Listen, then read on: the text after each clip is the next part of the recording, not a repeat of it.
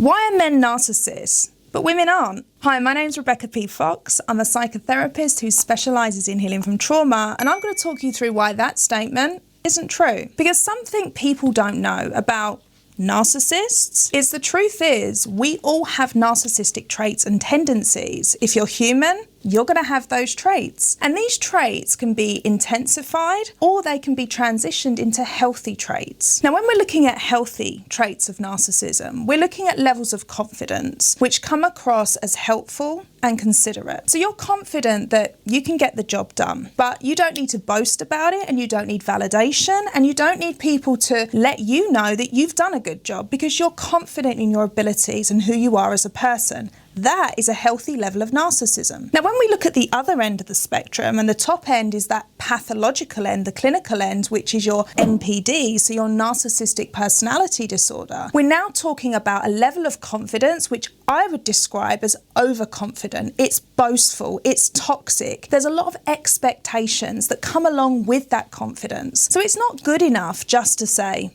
yeah, I'm a psychotherapist. There needs to be another level added to that. And it will sound something like, I'm a psychotherapist, I'm the best in the UK. Actually, do you know what? I'm the best in the world right now because people just are not at my level. There are people out there who claim to be psychotherapists and they're just not. That is when we're hitting that degree of narcissism that is toxic and unhealthy. Now, we can have narcissistic traits in between the two. So what I've found when I've worked with clients is narcissism can be developed and grown from that healthy stage. And a great example of this is when someone gets a promotion in their job role. So it's not uncommon for you to have a friend who works in a company. They're a great guy, you get on well with them. They get this promotion where they're managing people and they're in control and they've been given some power, let's say. And the thing you think to yourself is, wow, this power's really gone to their head because they've become a bit of a dick, right? No, what you're actually saying is this person's become very narcissistic. They're thriving off the power and control that they've been given in that job role that's enabled them to control other people. Also, they believe that by being given that promotion, that separates them from other people and that makes them a better person, so to speak. Now,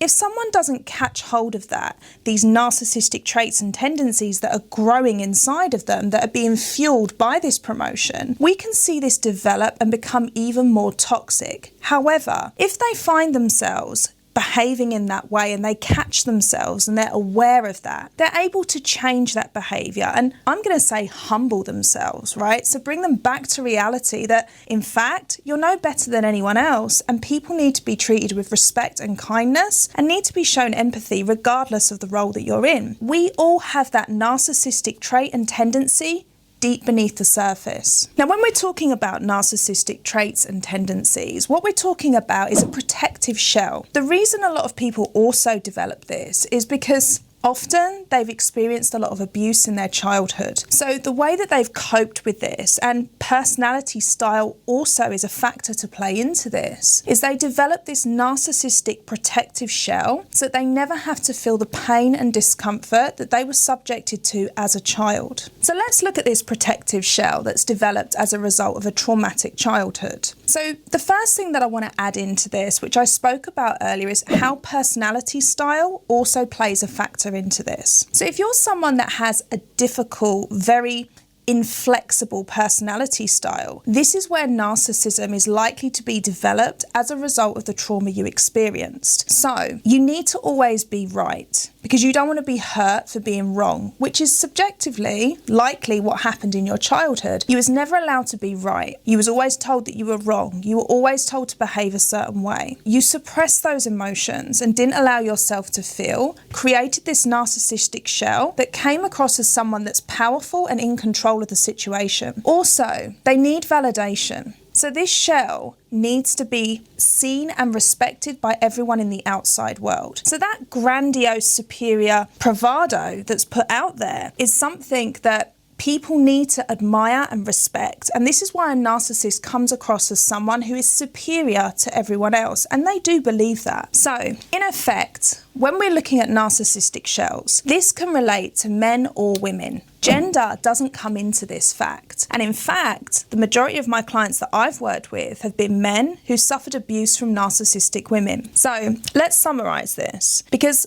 That question comes up so often. Men feel very much like they're the ones that get accused of being narcissists all the time. But that just isn't true. Not all men are narcissists. Women are not immune to it either. And in fact, they are just as bad as men in terms of the traits and tendencies that they display and the abuse that they dish out. So if you got loads of value from this video and you could relate to this, please hit the like and subscribe button. And of course, if you've got any questions, I'd love to hear from you and do a video for you and answer that question. Hit me up in the comments below.